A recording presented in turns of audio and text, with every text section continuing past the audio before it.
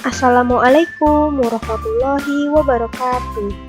Selamat pagi anak-anak. Bagaimana kabar kalian hari ini? Alhamdulillah, semuanya masih pada sehat ya. Masih semangat belajar kan? Baiklah, kalau seperti itu, pada hari ini Bu Guru akan menyampaikan beberapa materi. Tetapi sebelum kita memulai pembelajaran, alangkah baiknya kita berdoa terlebih dahulu agar diberi kelancaran dan kemudahan selama proses pembelajaran ya. Setelah kalian selesai berdoa, Bu Guru akan menjelaskan materi mengenai keajaiban perubahan wujud di sekitarku ya. Nah, coba kita baca teksnya bersama-sama di halaman 132. Di situ ada sebuah teks yang judulnya pembuatan gula merah ya. Nah, kita ketahui bahwa gula merah adalah pemanis yang banyak digunakan dalam makanan dan minuman tradisional Indonesia. Misalnya kalakon dan wedang jahe. Nah, gula merah ini memiliki banyak manfaat karena vitamin dan berbagai mineral. Berdasarkan bahan pembuatnya, gula merah ini ada dua macam, yaitu gula Jawa dan gula aren. Gula Jawa terbuat dari nira pohon palem dan kelapa, sedangkan gula aren terbuat dari nira pohon aren. Nah, nira ini merupakan sari atau cairan manis yang keluar dari tandan bunga palem. Tandan itu maksudnya batang ya. Tandan bunga palem, kelapa, atau aren. Nah, nira ini diperoleh dengan proses penyadapan, seperti gambar di samping ini ya. Cara pembuatan gula merah masih sangat sederhana. Proses pembuatan baik gula Jawa maupun gula aren dapat dikatakan sama.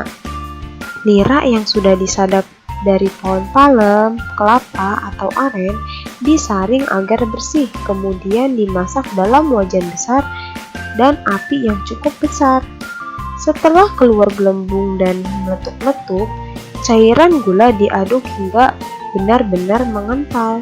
Kemudian, cairan gula tersebut dituangkan ke dalam cetakan dan dibiarkan hingga dingin dan mengeras. Nah, bisa kalian lihat prosesnya di gambar ini ya. Nah, itu merupakan proses pembuatan gula merah. Nah, proses pembuatan gula merah ini terjadi perubahan wujud dari bentuk cair menjadi bentuk padat, ya. Nah, disitulah merupakan peristiwa perubahan wujud bentuk cair menjadi bentuk padat, ya. Selanjutnya, Bu Guru akan menjelaskan mengenai menyusun informasi dalam bentuk bagan. Jadi nanti Bu Guru akan menugaskan kalian untuk menyusun informasi mengenai proses pembuatan gula Jawa dalam bentuk bagan atau diagram. Nah, caranya yang pertama yaitu kalian harus membaca teksnya dengan cermat terlebih dahulu.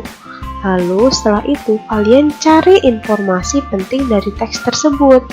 Setelah kalian mendapatkan informasi penting, susunlah informasi penting itu secara urut ya. Jadi harus urut. Nah, setelah itu tuliskan informasi tersebut dalam bagai sesuai dengan urutan informasinya ya. Seperti itu ya. Nah, selanjutnya coba kalian buka halaman 139. Di situ ada teks bagaimana cara pembuatan gulali gula merah ya. Nah, di situ ada alat dan bahannya, yaitu ada gula merah, air putih secukupnya, tusuk sate atau sumpit, kacang tanah goreng yang sudah ditumbuk kasar, lalu ada panci anti lengket dan pemanas atau kompor ya. Lalu bagaimana dengan langkah kerjanya? Yang pertama yaitu kita harus iris halus gula merah, kemudian panaskan panci anti lengket. Kemudian masukkan gula merah dan air, aduk-aduk terus sampai semua gula merah mencair. Nah, setelah mendidih, masukkan kacang tumbuk. Kemudian aduk terus sampai mengental. Tunggu adonan sampai tidak terlalu panas. Kemudian dengan menggunakan tusuk sate atau sumpit, bentuklah gulali seperti lollipop. Ya, seperti gambar di samping ini. Nah, setelah kita bentuk, tunggu gulali tersebut sampai benar-benar dingin. Kemudian masukkan gulali ke dalam lemari es sampai mengeras ya. Nah, itu merupakan proses pembuatan gula merah ya. Nah, coba kalian buka halaman 140. Nah, di situ ada sebuah tabel mengenai proses perubahan wujud yang terjadi selama tahapan proses pembuatan gulali. Nah, untuk perubahan wujudnya dituliskan di sini, dan untuk peristiwanya atau tahapan proses pembuatan gulalinya di sini ya. Mari kita kerjakan bersama-sama. Nah, tadi kalian ingat tidak bahwa pada saat tahapan proses pembuatan gulali itu ada tahapan di mana aduk-aduk terus sampai semua gula merah mencair. Nah, saat tahapan ini terjadi perubahan wujud, yaitu dari bentuk padat ke bentuk cair yang biasa kita sebut dengan mencair ya. Nah, lalu ada tahapan juga di mana setelah mendidih masukkan kacang tumbuk. Nah, saat proses mendidih ini terjadi perubahan wujud apa? Ya, yaitu terjadi perubahan wujud dari bentuk cair ke bentuk gas yang biasa kita sebut dengan menguap ya. Nah, lalu ada lagi yaitu tahapan proses di mana setelah dibentuk tunggu gulali sampai benar-benar dingin. Kemudian masukkan gulali ke dalam lemari es. Nah, ini terjadi proses perubahan wujud membeku atau yang biasa kita sebut dengan perubahan bentuk cair ke bentuk padat ya, yang kita sebut dengan membeku ya. Begitulah cara mengisinya ya. Nah, coba kalian buka halaman 143. Di situ ada sebuah teks yang berjudul pemanasan global atau global warming. Apa itu? Nah, pemanasan global adalah perubahan pada bumi berupa meningkatnya suhu atmosfer atau lapisan gas yang menyelimuti bumi, lalu laut dan daratan. Nah, meningkatnya suhu bumi ini diperkirakan akan mendatangkan bencana. Bencana seperti apa? Mari kita simak bersama-sama ya. Nah, bencana akibat pemanasan global ini diawali perubahan wujud es di kutub utara dan kutub selatan yang mencair, seperti gambar di samping ini. Nah, es yang mencair ini menyebabkan permukaan air laut bertambah naik.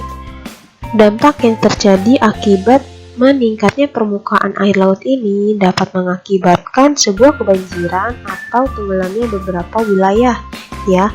Nah, selain itu juga pemanasan global dapat mengubah iklim bumi. Perubahan iklim bumi akan berdampak sering terjadinya badai dan bencana kekeringan. Nah, bencana kekeringan ini akibat suhu yang tinggi juga dapat menyebabkan kebakaran hutan seperti gambar di samping ini, karena saking panasnya sehingga dapat terjadi kebakaran hutan ya. Nah, selain itu juga pemanasan global juga dapat disebabkan oleh meningkatnya gas rumah kaca seperti karbon dioksida ya. Nah, atmosfer yang mengandung gas rumah kaca ini mengurung sinar matahari yang akan keluar dari bumi, sehingga suhu bumi itu semakin panas. Nah, karena semakin panas ini akan menyebabkan kekeringan ya. Banyak sekali akibatnya ya. Nah, ada beberapa cara mengatasi pemanasan global. Nah, kita dapat mengurangi laju pemanasan global dengan menjaga lingkungan kita. Kita mulai dengan cara mengurangi pencemaran udara, seperti tidak membakar sampah sembarangan, ataupun saat kita ingin berpergian, kita bisa menggunakan transportasi umum, atau bisa menggunakan sepeda, atau bisa berjalan kaki sekalian olahraga ya. Nah, itu dapat mengurangi pencemaran udara. Nah, selain itu juga pemanasan global dapat kita cegah dengan cara menghemat dalam pemakaian air dan energi listrik ya. Jadi apabila di rumah kalian ada elektronik yang sedang tidak dipakai, lebih baik dimatikan ya. Nah, selain itu juga dapat kita lakukan dengan menanam tanaman. Nah, menanam tanaman ini adalah hal yang termudah yang dapat kita lakukan dalam mengatasi pemanasan global. Nah, setelah Bu Guru menjelaskan, Bu Guru mempunyai tugas untuk kalian, yaitu tolong kerjakan halaman 133 buku tematik 3C bagian ayo jawab dan ayo menulis. Nah, selain itu juga kalian kerjakan halaman 144 buku tematik 3C bagian ayo jawab. Jadi, tolong dikerjakan ya, semangat! Untuk materi hari ini sudah cukup, Bu Guru tutup. Wabillahi taufiq wal hidayah. Wassalamualaikum warahmatullahi wabarakatuh. Selamat mengerjakan ya. Semangat!